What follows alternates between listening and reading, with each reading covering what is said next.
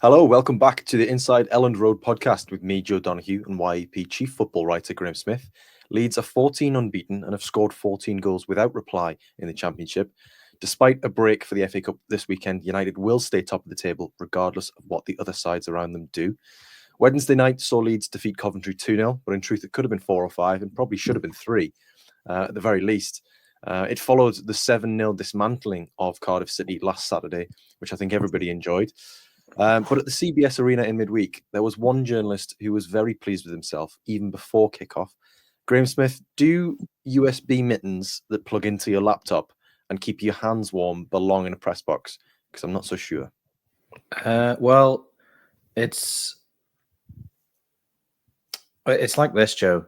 If I can't have the mittens, then I'm not going. So I'll see you again in April. Whenever I can feel my hands to type. They worked a treat, kept my hands warm, and if anything, I think they helped me focus a little better because I was able to see a hand gesture that you were not able to see at the end of the game, if I recall correctly. Well, I was looking out for. I saw one and immediately thought, okay, he's not going to top that. You clearly, you didn't avert your gaze, and you saw the second or third hand gesture. Neither of us saw the 4-2, which is held up on Frank Lampard's fingers. No, but I was pretty certain that I saw for a very brief second a salt and pepper shaker motion from Frank Lampard to Leeds, suggesting that they're still salty over the whole playoffs and Spygate thing. I mean, we can come on to Frank later, but in a week full of highlights, that was right up there. Yeah, it was right up there, and then it was. Do you want to say it was topped in the post-match press conference? Not just was a little extra seasoning. It was the cherry on the cake, wasn't it?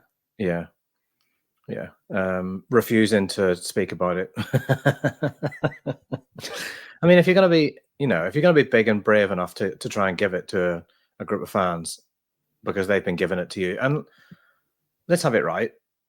No one's suggesting that Frank Lampard should just listen to fans slagging him off and then not respond. He's got a right to reply. But if you are going to engage in that, then at least, tell us about it. He had the opportunity, I think, in that press conference where he was asked if he'd like to address the gestures made.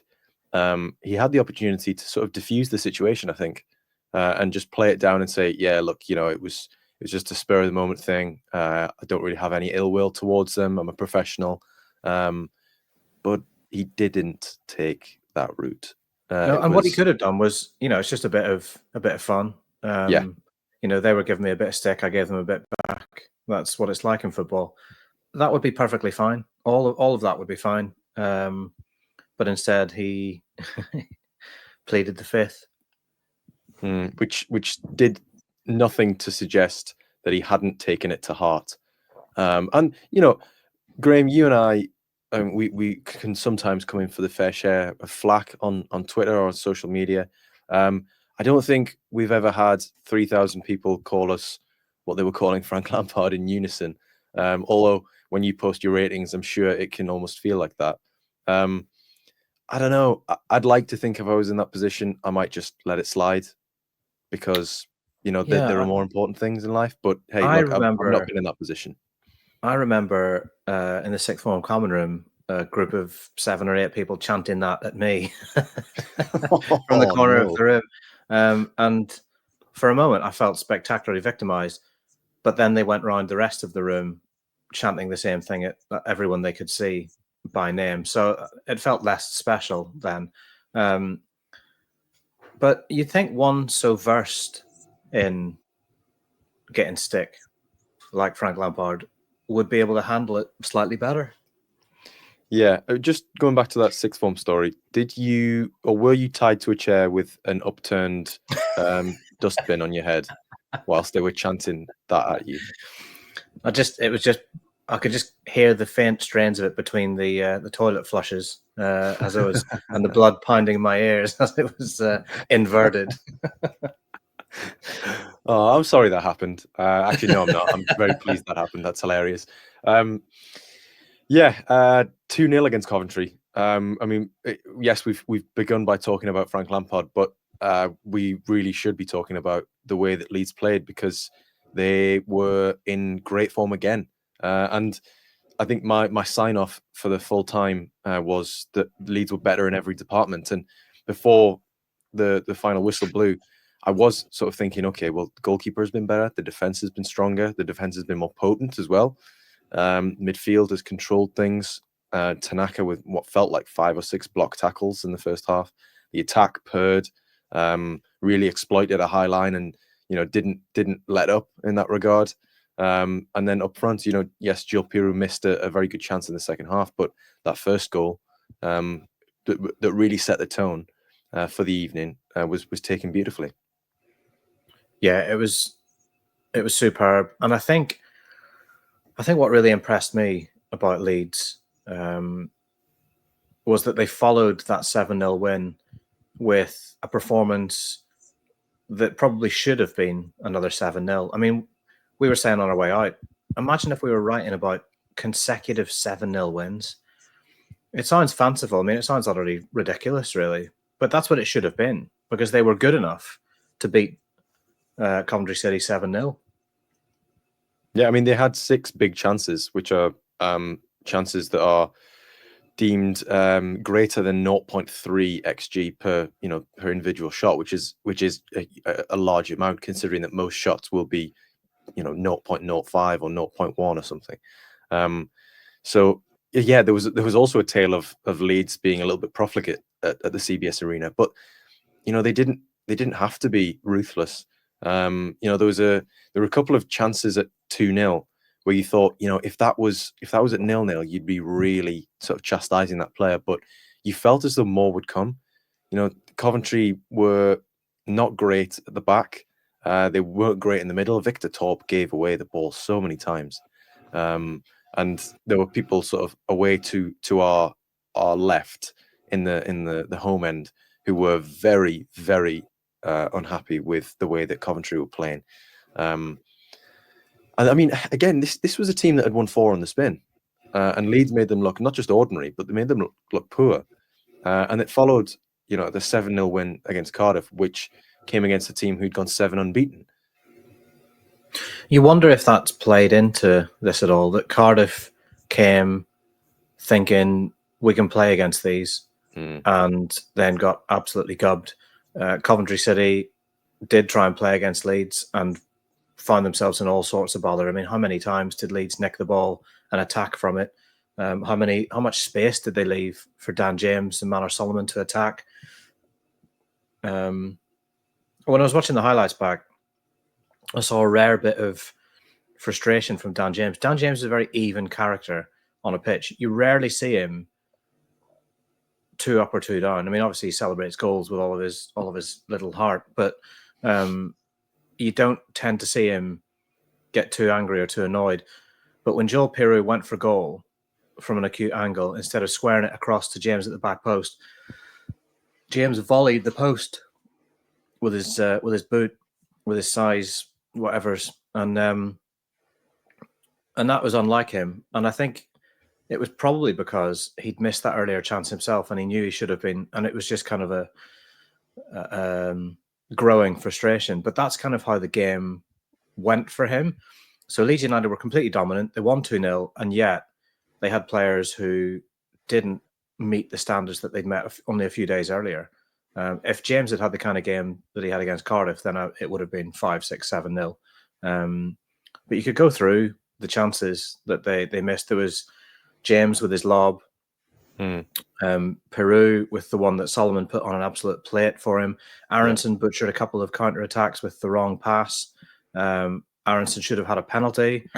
Firpo had a goal incorrectly disallowed. I mean, the keeper made a couple of stops. More than a couple, actually. I thought he was decent after his error that gave away the second. I think we're just being greedy now. But then when your stomach has been enlarged by a 7-goal feast, it's difficult to then go back to bread and butter, isn't it? Like, you want to have the The You dough want the from white banquet. potatoes. You want the banquet every day. Yeah, you want the cake every day. Yeah, what a week it's been for Leeds. I mean, just a pair of statements, I would say, not just one statement. Well, I would say a pair of statements. Going to Coventry, a bit of jitters. People like you and I saying a draw will be just fine, and a draw would have been just fine. Coventry in good form. Last year, Leeds went to Coventry and got bullied. Ellis Sims would have been licking his chops, thinking I can do to Leeds what I did to them last year.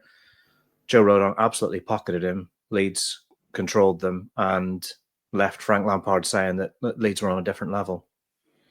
Yeah, which must have stung, considering that his reaction was one of what it was, gestures and refusing to talk about it. So for him to admit that Leeds were possibly, or rather, it was possibly the champions that he'd seen on Wednesday night. Yeah, it might have stung for him. But yeah, I think for those who were there in the away end, that must have been a great result. On the back of that Cardiff result, and it just feels as though I wrote something yesterday. There's a sort of a juggernauty feel about Leeds at the moment. They've got one injury, Patrick Bamford, but the rest of the squad are pretty much chugging away really nicely. They've got the fire break of the FA Cup this weekend, where Farke will make changes, more than the 3 or 4 that he's suggested is good for rhythm, because it's important that he keeps the good player. Well, the good players, they're all good players. It's important that he keeps his first choice starters fresh, but also giving them enough rest and recuperation time. And yeah, they're going to go to Watford next Tuesday and hope to continue that run after Millwall. I mean, can it get better? Can they do it again? Can they do that to a team away from home like Watford, who are maybe a little bit higher in the table? They can beat Watford, definitely. It's like I always said, and you always disagreed, that this team has a serious run in it, and they're in it now. This is it. Unbeaten in 14 in all competitions. So yeah, it's just they're not. It's not like the scorelines are close. It's not like the games are closely run. It feels as though they've been in fourth gear. In fact, they've not even been in fourth gear. They've been in third for most of the season. And then they've kind of just gone, you know what, we're going to skip fourth into fifth. But it's no coincidence that when several players hit a purple patch all at the same time, that the team suddenly elevates their performance and their levels. Stuart Dallas said on Saturday before the game that he felt this Leeds United team had more. He wanted more from them, and he felt like they had another gear to go up in games. And then they went out and beat Cardiff 7-0, and it feels like they kind of hit top gear. But you look through the squad, Illan Meslier has been good. Against Coventry, he was excellent. He made 2 fantastic saves, and at times there have been clean sheets that he hasn't really contributed all that much to, but that was a clean sheet that was very much down to him, and very much down to his defence.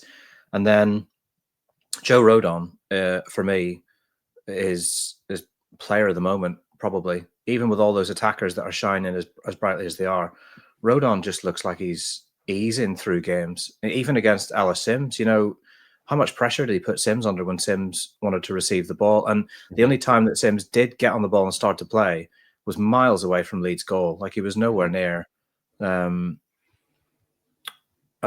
other than, it was his header, wasn't it, that Meslier kept out at the far post with that really great save down to his left. Other than that, Sims was kept as quiet as a church mouse all evening. Next to him, Ampadu's been fine. Not at his absolute best, I'd say, but very good, very solid.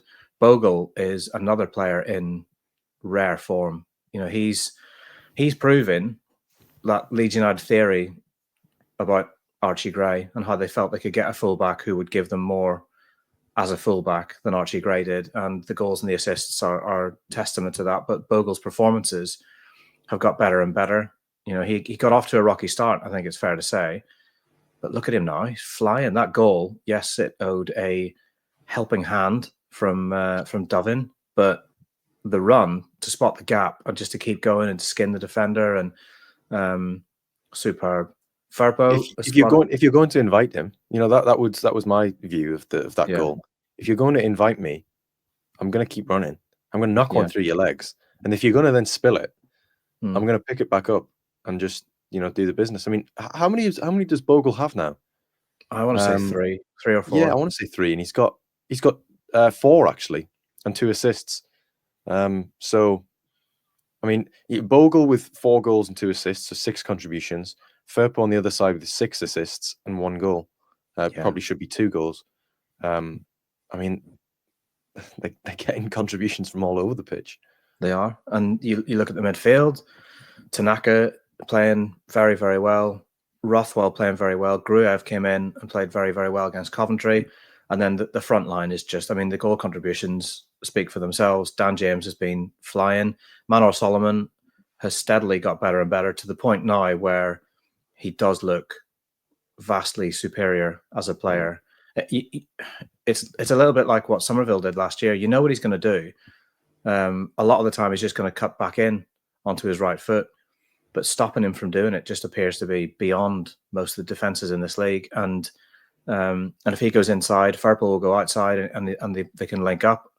Firpo's putting some unbelievable balls into the box. And then Ramazani and Yonto are coming off the bench and looking very, very lively indeed, very hungry for more minutes. Mateo Joseph finally got the monkey off his back with that goal. Joel Peru has 3 in his last 2, should be 4 in his last 2. You just look throughout the squad and there are players that are hitting form all at the same time, and it makes Leeds look inevitable. Yeah, there is a certain inevitability about it, and it doesn't. I know that won't be music to the ears of a lot of people who think that, okay, don't say words like inevitable, don't say words like they're going up, or the position that Leeds are in, because there's still a very long way to go. 66 points, as Daniel Farke pointed out in his post-match press conference at Coventry. If they finish the season with 66, they probably don't even get the playoffs. That's not going to happen because if they lost 15 on the bounce now after going unbeaten for 14, that would be the story of the decade. That would trump. At what point would you sack him? After how many? How many defeats would it take? 1. Honestly, I don't know. I think 7, 6. It would have to be like 6 or 7. It would have to be when you were at risk of missing out on the playoffs. Never mind automatic promotion. It's just so entirely inconceivable, but it's fascinating to think about. How many wins do you think it's going to take to send Leeds up automatically? Another 8? Well, I was thinking about this. So obviously there'll be 8 more home games, I think, and 7 aways. Given the form that Leeds have at Elland Road, you have to expect that they probably win. And I'm estimating down here, probably 5 or 6 they're going to win at home. Yeah. Out of those 8, which gives you an additional 15 to 18 points, which gets you to how many would that be? 84 as an upper bound. I mean, they've given themselves a great chance already. And then you win 3 away. Yeah, which again is not a huge amount, but and you're on 93. So sprinkling a couple of draws, you're up to 96. Yeah, I mean, they're on course for 98. I don't think they'll get 98. I'm not going to say whether I think they'll get more or less, but I don't think they'll get 98. But they're on course for a huge tally. And you think that Leicester got 97 last year, and how they were discussed in the runs that they went on. I do think there will be injuries which might affect Leeds at some point in future. I think that's you just got to expect that. Farke said you need a little bit of luck, but at the moment they're not really needing that luck because they are just that good and they're creating so many chances. But yeah, I think in terms of wins, I think how many games are left? 15. I think 9. 15. 9 gets you over the line. Yeah. And if they get all 45 of the available points left to them, then they're on 111 points. Would that be a record, Graham? Yes, surely no one's ever got more than 111 points. I think the record is 106 from Reading in 2005, 2006. Yeah. Yeah, maybe we'll not get that carried away at this stage, because all it would take was a defeat and everyone will be wailing and gnashing their teeth again. This month, though, I mean, Watford, Sunderland at home, Sheffield United away.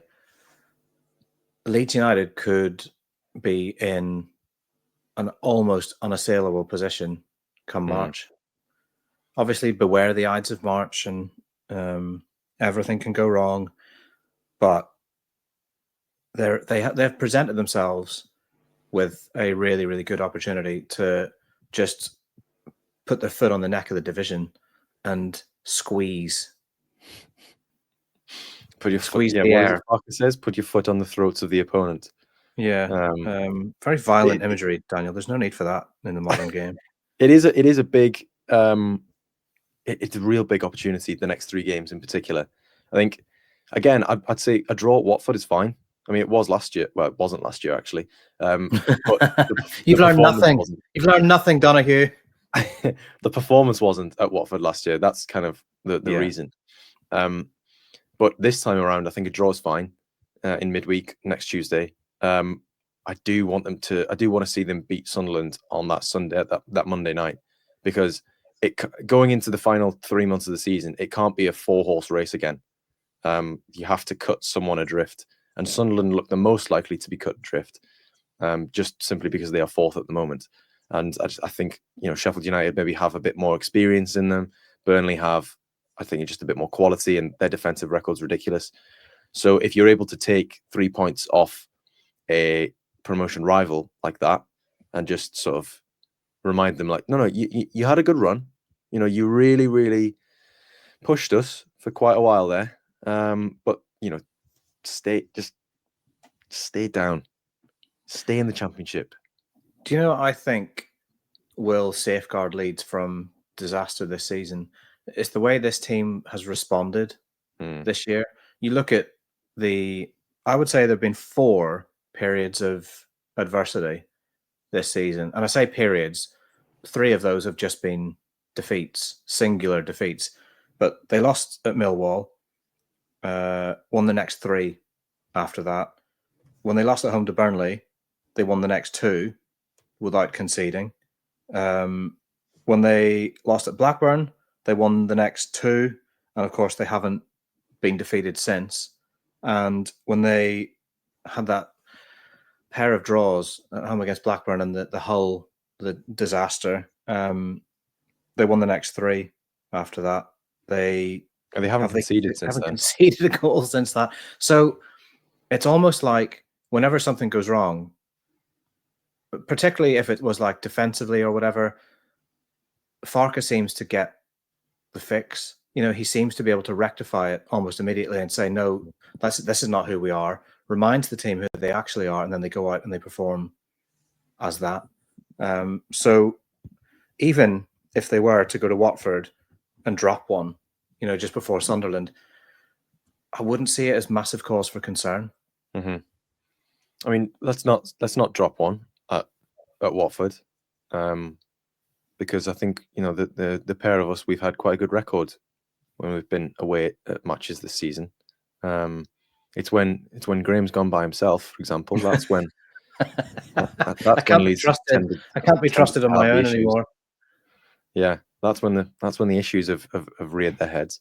But no, I think the next 3, very, very big opportunity. But the fact that we're viewing it as an opportunity rather than it's make or break, just it illustrates the position which Leeds find themselves in, which is a strong one.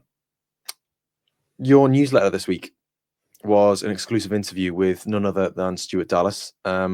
You've been going on about this one for quite a while, and I can see why. I read it. I've proofread it.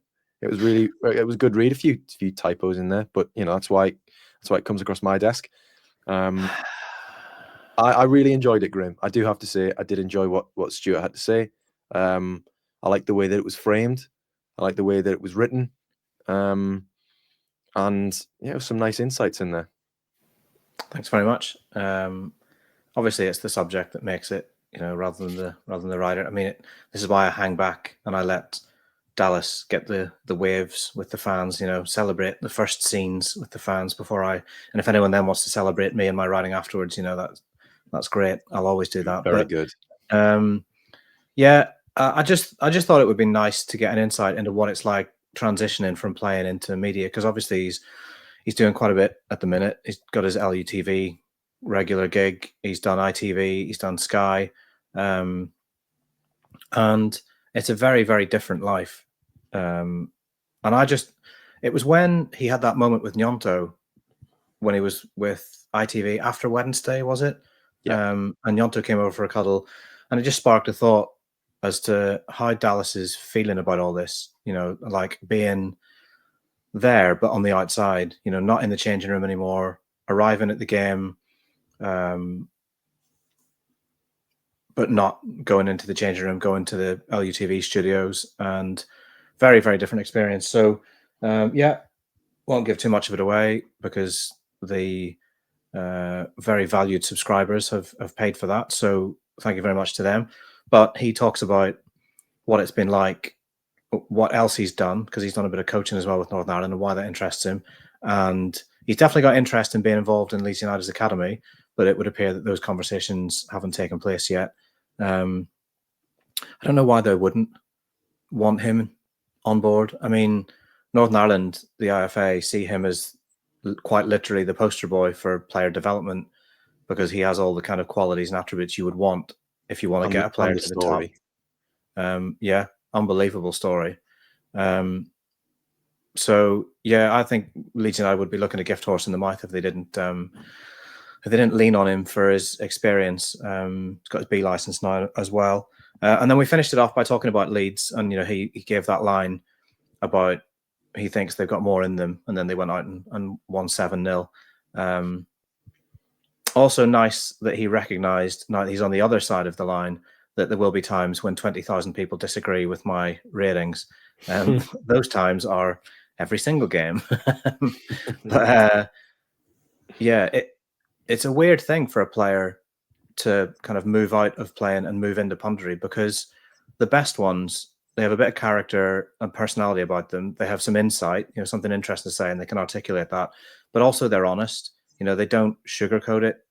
If you want to just work for your ex-club and just be kind of ambassadorial and positive and never dig someone out or criticize, then that's one thing. But if you want to work on Sky, and if you want to go a bit further, and if you want to work on games that are not Leeds United or international tournaments or whatever it is, then you have to be able to say it as it is and say that wasn't good enough, or he wasn't good enough, or what's he doing, his attitude wasn't right. You have to be at least willing to court a bit of controversy, not create it, but at least address it. So that there's a bit of a challenge that lies in that. But Dallas says he's got no problem slagging off Dan James, so it'll be just fine.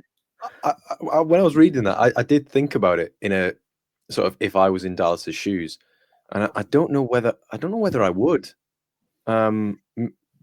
Be honest, I don't know whether I would, maybe criticize my ex teammates. I'd maybe say, I'd maybe lean on the, he knows that he needs to do better there, and kind of put the onus back on them, rather than saying, yeah, you know what, that was rubbish. That was truly terrible.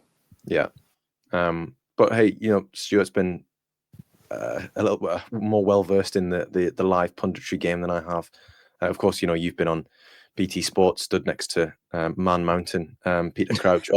He made you look like. He made me look like me. He made me look like you. Wee.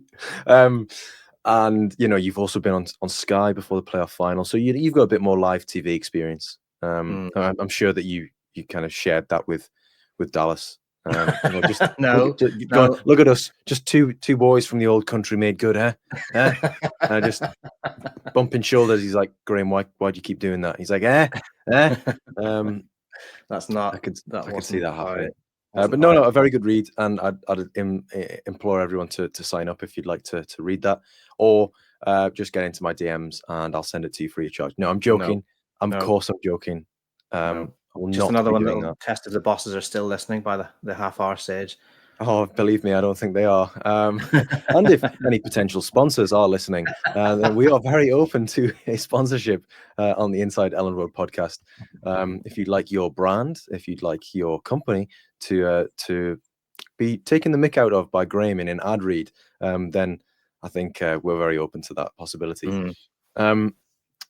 There was actually a very, very funny moment in the press room at Coventry as delegates from Leeds United entered. There was sort of a brief exchange between one member of the Leeds back press team. I know I said backroom team, and that wouldn't have been accurate. There was a member of the press team, very cordial, greeting everyone in the press room. And I believe it was a journalist who works in the Midlands, so obviously not at Ellen Road every other week, doesn't follow Leeds like you and I do. And they made a comment about this member of the Leeds staff, and that did get a big laugh from everyone. What, Graham? Do you want to maybe delicately tell the listeners what the nature of that comment was?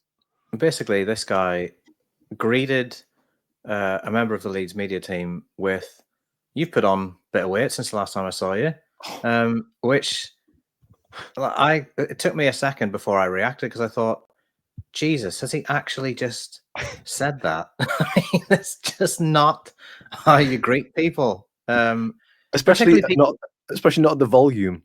Yeah, particularly people that you obviously don't know that well. It makes me wonder, has he been besmirched at some point by Leeds United as a club, and he's just waited and bided his time, and then he's struck like a cobra as soon as the opportunity presented. That wasn't my favourite moment with the Leeds United media team, though, at the weekend. My favourite was their Spinal Tap trying to find the stage moment, where they left via one door, said their goodbyes, and less than 30 seconds later came back through the same door, walked back through the press room, because they'd been unable to exit the building that way. It's just a button, just press a button. I find it. Yeah, that was good. Yeah, there were some behind the scenes moments. It's not often that you get a big laugh in a press room. Certainly not in Graham's case, because the jokes he tells just end up eliciting dead air from everyone. But no, that was. And in fairness, we should say the member of the Leeds media staff did take it very well. I think took it better than I would have. Took it far better than I would have. Yeah, there were a few sort of looks exchanged of because the culprit left the room, maybe by design, after realizing what had been said, and then it was a case of the very befuddled brow, and did he really just say that? But yeah, no, nice little anecdote for everyone from the Coventry trip. Where do we think Leeds are going to be in the table when they go to Pompey, which was going to be 3:00 on Saturday, the 8th of March? That's now not going to be the case. It's going to be some hours later at midday at Portsmouth. They never midday have a game on a Sunday. On a Sunday at Portsmouth. Then yeah, so that game is now kicking off at 12 p.m. on Sunday, the 9th of March.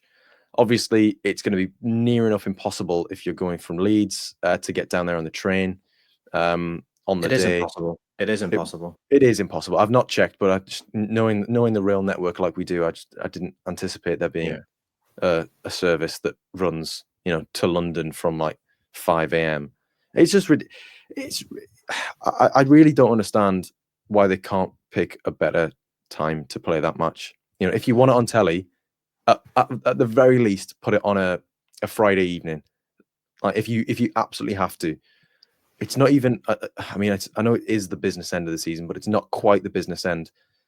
I struggle to understand why they've had to choose that specific time to broadcast that match, because it shortchanges everyone who's going to that game, even the Pompey fans.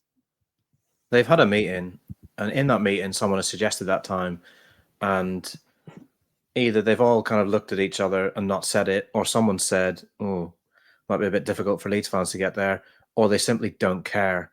But none of those are acceptable scenarios. Football's supposed to be for the fans. It's clearly not for those who pay huge sums of money and take huge amounts of time and dedicate themselves to traveling away. And let's have it right. They know they have a captive market with Leeds United because they know that Leeds United are going to sell out their allocation. They know that even if Leeds fans from Leeds boycotted the game, there'd be enough Southern-based Leeds fans to fill that away end a few times over, more than a few times over. And people who don't get the chance to get away tickets would snap them up. They know that Leeds fans are going to go in numbers. They know that Leeds fans create an amazing atmosphere when they go, and they are playing on that and profiting from that. They're exploiting it, is what they're doing. They're exploiting loyalty. And the EFL and the broadcasters are showing a flagrant disregard for the very people this game is supposed to be about. Everyone says football's for the fans. Fans are the most important. But they're not being shown to be. They're being shown to be a complete and utter afterthought. And in this case, it is one of the most egregious examples we've had this season.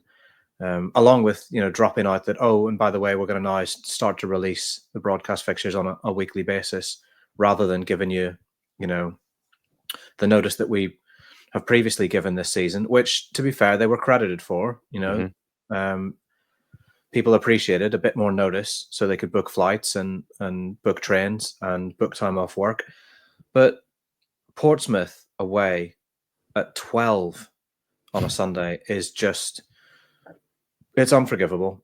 And unfortunately, we have arrived at a point where football supporters as a whole, and whether this is through the Football Supporters Association or whether it's through individual trusts and supporters groups coming together and making something happen, we have reached a point where they do need to do something. And maybe what it's going to take is a boycott. Maybe it's going to take an empty away end. Maybe it's going to take a game being delayed because the fans aren't in, because the fans are stood outside waiting for 15 minutes before they go in the knowledge that, yes, well, maybe they'll start without us and maybe they'll miss a goal, but there won't be any noise if there's a goal. And they'll have to explain that, or they'll have to pipe in noise, or they won't be able to show the stands because the stands will be empty. It's going to take something like that. And you look at other leagues in Europe and fans that simply wouldn't accept this, and they seem to have a lot more agency, a lot more skin in the game when it comes to how the game is run. I feel like supporters in this country, the game's being run roughshod over the top of them. And I feel like somebody needs to do something. And it's just, I don't know who leads that, but if everyone's going to be this upset and complain about it, then don't accept it. Unfortunately, the clubs have a little bit of blood on their hands as well, because they've accepted the deal at the start of the season with the broadcasters in the AFL. They're all profiting from these TV deals, and they need these TV deals. We know that. But what are they doing to advocate for their fans? Are they still going to meet their broadcast obligations that week and put players up as they normally do? Or could they maybe make a statement and say, we'll take the fine on behalf of our fans? I feel like there's an opportunity maybe for somebody to stick their hand in the air for supporters here. And it would be nice to see that happen. It would be. It feels increasingly like football is for the customers rather than for the fans. Because that's how they're seen. And ultimately, knowing the audience that Leeds draw in every time they play, not just from Leeds fans, from supporters of other teams, from neutrals, from people who just maybe don't have a fondness for Leeds, wanting to hopefully see a collapse. They know the broadcasters know that they're going to get that regardless. So it doesn't really matter what time they put them on. It is, however, as you mentioned, just a complete disregard for the people who actually, let's get it right here. They're privileged to go to these away games. I mean, they've earned the right to be there, though. And I just think it's. Can you imagine if clubs directly, and this is mainly on the broadcasters, but clubs directly, if they treated their most ardent, diehard supporters in this fashion, it would be a national story. But because this is so, it's so commonplace now that I feel like it's not going to get the traction that it probably should or probably deserves, because it's like, oh, well, a team from the north have been made to go and play on the south coast at 12 on a Sunday. Oof, that's rough, isn't it? Okay, next. It's like it's yeah. But it's and not I mean, just Leeds. This is the thing. There's been lots in the Premier League this year as well. Like teams playing at silly kickoff times, and then notices going out over the PA system at ground saying, "Oh, by the way, the last train's been cancelled." It's like, right, great. What do you expect me to do now? Well, and the funny thing is that football gives it the big one about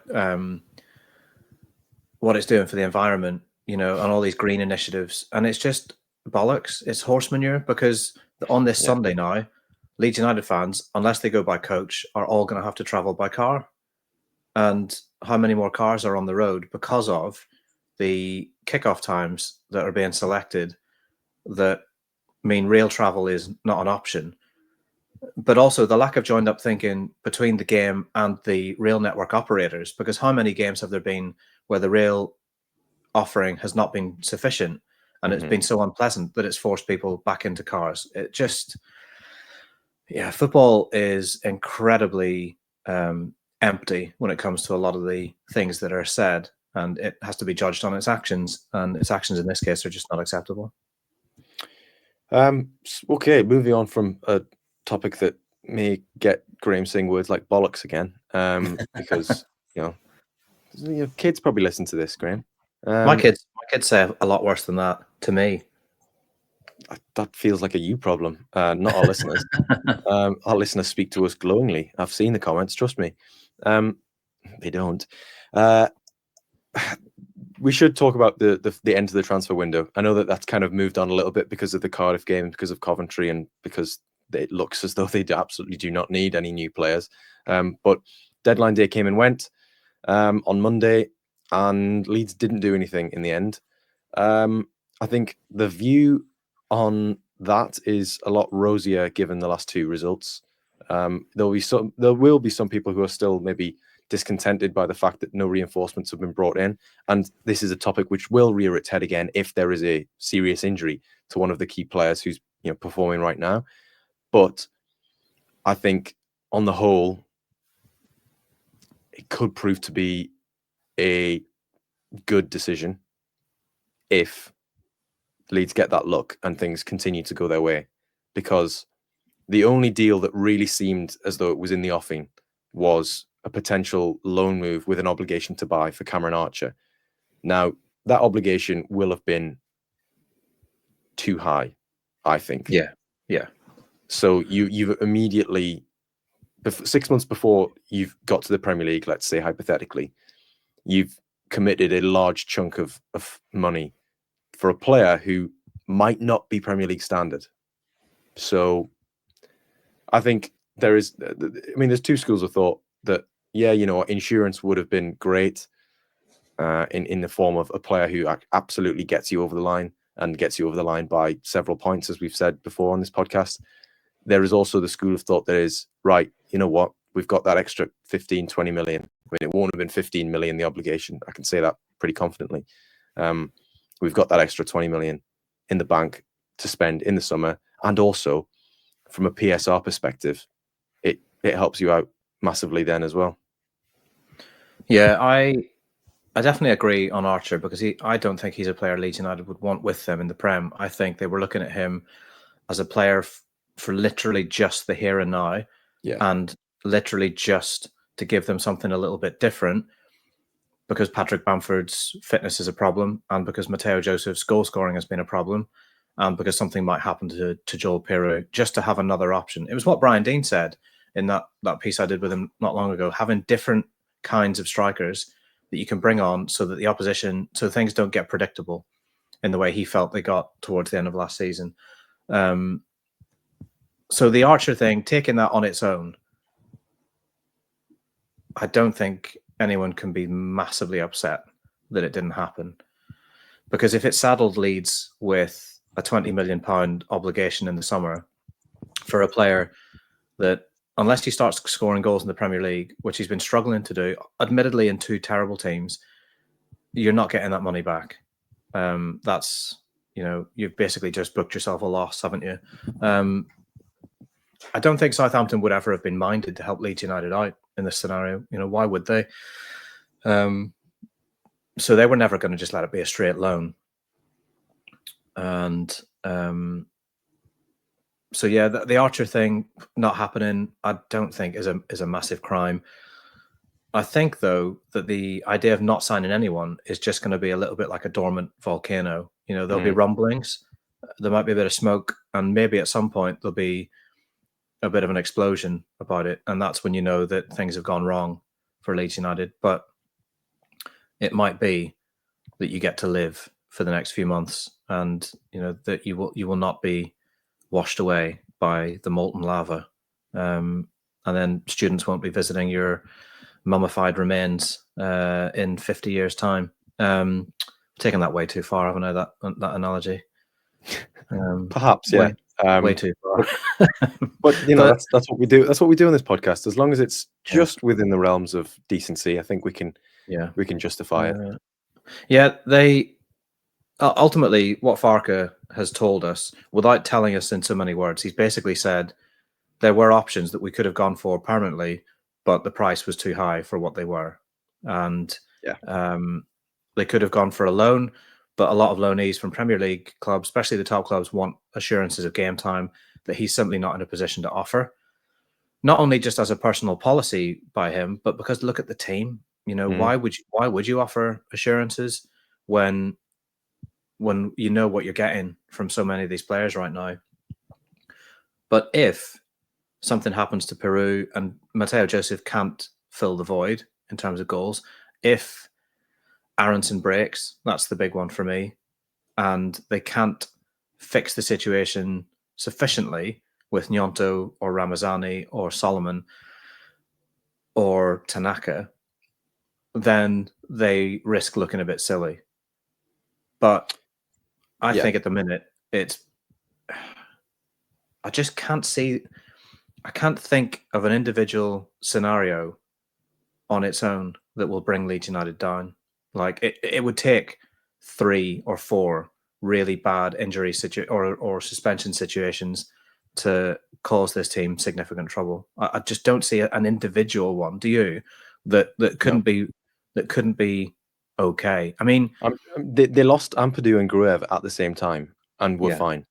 Yeah, they coped perfectly. Struijk was out, Ampadu dropped back in, Firpo was out, Byram came in, and as Daniel Farke seems addicted to saying, has the best point average or win ratio of any player in all of Western European football history. Doesn't mean anything, Daniel. Stop saying it. Stop saying it. He really does have a bee in his bonnet about this Firpo Byram thing. He's so hyper aware that everyone wants to see Firpo because Firpo equals crosses, assists, goals, excitement. Byram equals defensive stability, very, very reliable, not quite as sexy in terms of the entertainment offering. Look, I'm sure the people in Sam Byram's life, that certain people will find him just as sexy, if not more sexy than Junior Firpo. Oh, look, we're not talking aesthetics. We're not talking physical aesthetics here. He's a beautiful man, but in terms of the football that those two players play, Firpo just equals more excitement for supporters. So people do want to see him in the side. Farke's very resistant, I think, to being told what to do, to the point where even when Firpo gives you 3 assists against Cardiff and then should come away from Coventry with a goal and another decent performance, he's still talking about Byram and how Byram hasn't been in the starting 11 of a defeat this season, and bringing up Firpo's sins of the past, that Farke doesn't seem to have quite forgiven yet. I think a part of that is this whole determination to keep standards impeccably high. You beat Coventry 2-0. You should have beat them 7-0. And he's not only digging out the efficiency up front, he's digging out a yellow card that was earned in the opposition box from a corner. He's digging out Firpo arguing with the referee instead of getting back into position. There was another few things that he rode on, giving away possession after dribbling upfield. he does, even after wins, refuse to get carried away and wants to keep everybody on the ground and say, no, let's be absolutely relentless. But this Firpo and Byram thing, it's really interesting to me that he keeps coming back to it. It is. I can definitely see why he's doing it, though. As you just said, he just wants to keep everyone happy. Now, Byram does not strike me as the type of bloke who is going to get a bee in his bonnet about not playing. He very much knows his role. He's utility man, and he's done it very, very well this season and last. But he's very much a team player. So I can't see him having issues with, if Farke was to praise Firpo all the time. I just think Farke just holds everyone to a really high standard. And I think Byram's such a professional and has, let's face it, before he signed for Leeds again, he'd not played any football for a really long time. He's now played 2 full seasons worth, or near enough. And he's been reliable. So fair play. I think I would be commending him if I was his manager at every opportunity, because what he has done is pretty impressive. It's just a shame that the players in front of him in the pecking order are so good and so suited to this system and the way that Leeds play. Otherwise, he probably would have played more. I look forward to, say Joseph catches fire completely on Saturday and scores a hat-trick, and someone says, Daniel, how pleased are you for Mateo Joseph? And he says, yes, but also Sam Byram.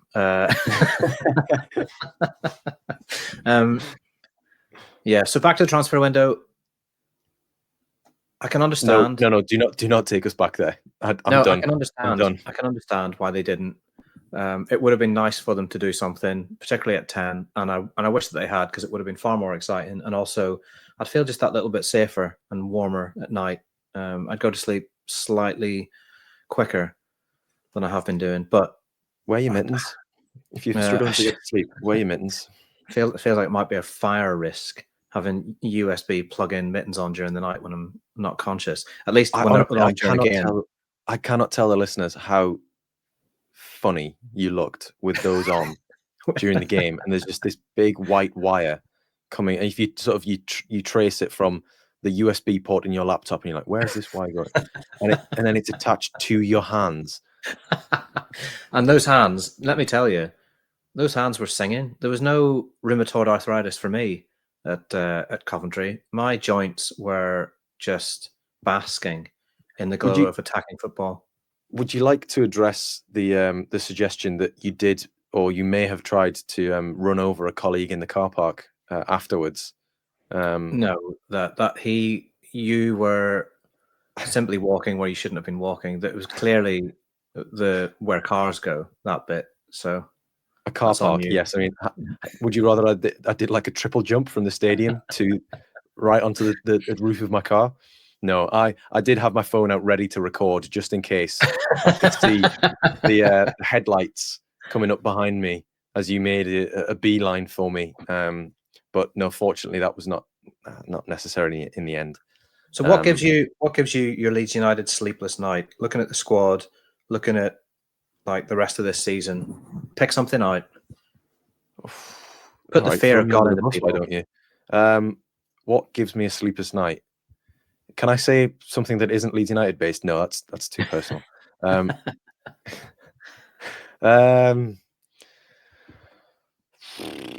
Farke bingo, Farke press conference bingo.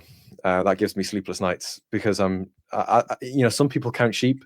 I try and come up with all the Farkisms. More or less, anyhow. What else do we have? The press conference Farkisms. I've completely drawn a blank now, despite the fact that there are a lot. More or less, overinterpret. Yes. Sometimes you have to be there. Yeah. What else is a good one? I'm not a big friend of. I'm not a big friend of. Yeah. Yeah. We are not like a flag in the wind. Yeah.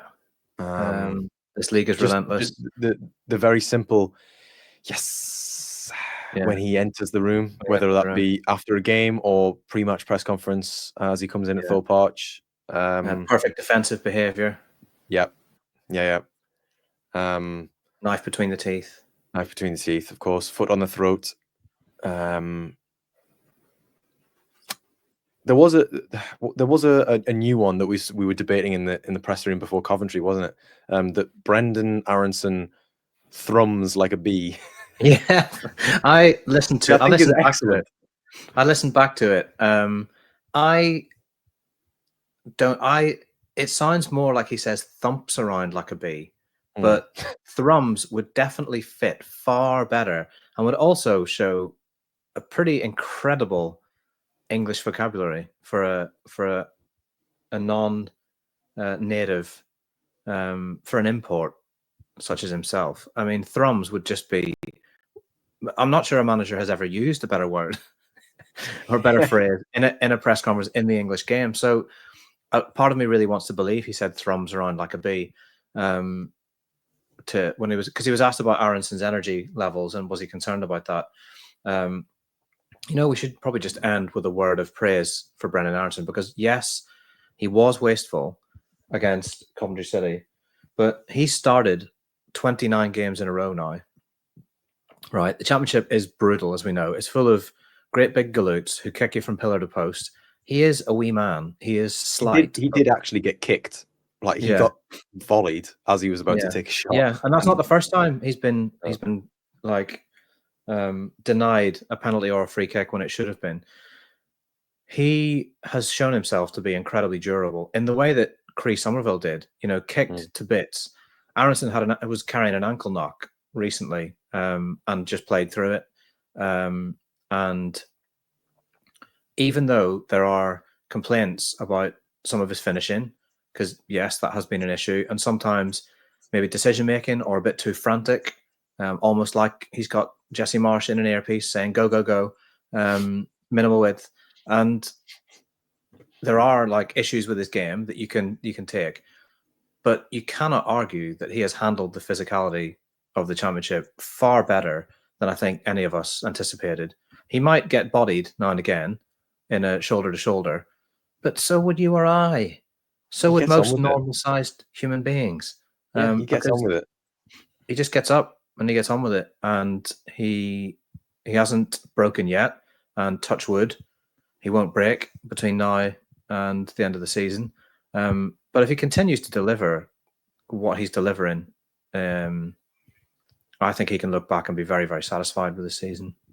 Yeah, I think Leeds fans would look back and say, yeah, you know what? He didn't set the world on fire every game, but he ended the season with 15 plus goal contributions.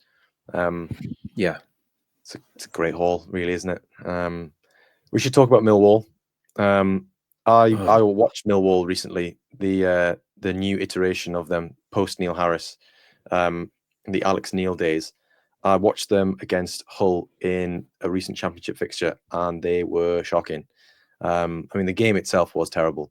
Joffy came on for his debut for Hull, I think it was, and made an impact. But Millwall just did not offer very much, particularly in the final third. So I think you have to be looking at this and saying, you really, regardless of the team, the 11 that Farke puts out, which will have changes in it, but maybe not too many as many as he did against Harrogate. I think you have to be looking at this game and thinking, 5th round. You do, but you also have to think they've won their last 3. They're unbeaten in 4. Alex Neil started to get a hold of them. Alex Neil teams are difficult to beat. He's not going to commit any naive tactical errors against Leeds. And also Leeds will be potentially a bit disjointed. You'd expect Millwall to go... Would you expect them to rotate too much? They didn't play in midweek. They'll go full strength. I think they'll play full strength, yeah.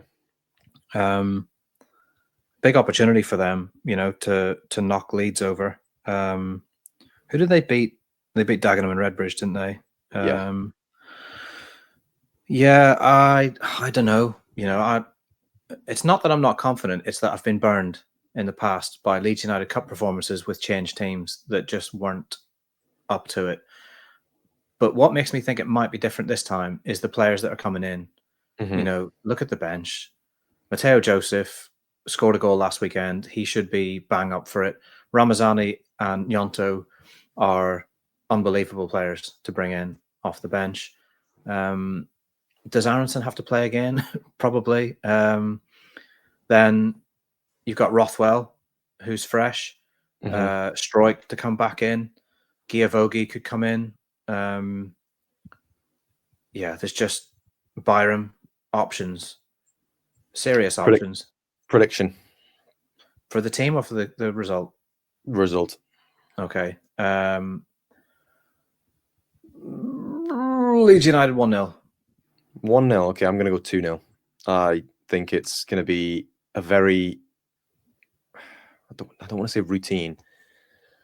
I just think if Leeds are 1-0 up and it's 60 minutes on the clock, like, both teams kind of know what happens here. Who would you like, if Leeds do get through, who would you like in the next round? What sort of tie would you like? Do I have time to look at who's still in? Yeah, I think we can fill that gap. FA Cup. The FA Cup 4th round full draw. Let's see what the matches are. Okay, so Leyton Orient at home after they beat Man City would be fantastic. Yeah, would be absolutely tremendous. I'd love Everton. I'd absolutely love Everton. Thankfully, Liverpool will dump Plymouth Argyle out because you just know it'd be Plymouth Argyle away on a Friday night or at 9 p.m. on a Sunday. Oh no, Exeter City at home is who I'd have. Gary Caldwell and his team at home, obviously, or Doncaster at home. But they've obviously Exeter have got to overcome Forest and Doncaster have got to overcome Palace. I'd like the easiest. The path of least resistance at Elland Road all the way. You can play a glamour team in the final for me. I don't need your glamour. We're going to get plenty of that next season. So I'd take a more colourful route via the lowest possible echelons of the EFL. Well, there we have it. Predictions in for this weekend. Let's hope that it is a 5th round tie that we're talking about and not a embarrassing defeat by Leeds United's second string when we record again next week. But yeah, thank you for tuning in to the Inside Elland Road pod with myself and Graham. Bye for now.